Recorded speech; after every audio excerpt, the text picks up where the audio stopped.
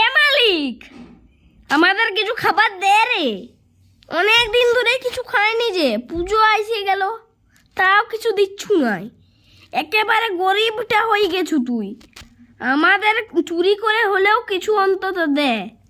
দুধ, মাংস, বিস্কুট কিছুই যে দুষ নাই। হ্যাঁ হ্যাঁ মালিক, আপনি আমাদের কিছুই দেন নাই।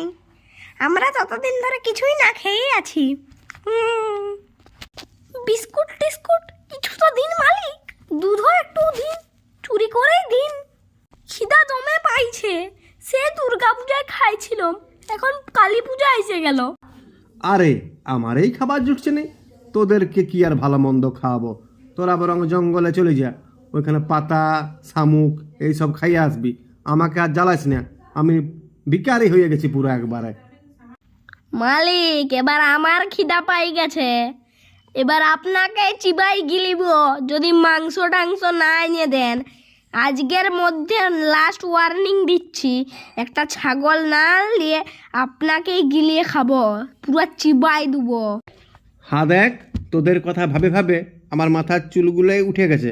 আমাকে আর চিন্তায় ফেলিস না, দরকার হলে আমাকেই তোরা গিলে খা, তাও ঝামালে আমাকে ফেলিস না। আমি চললাম।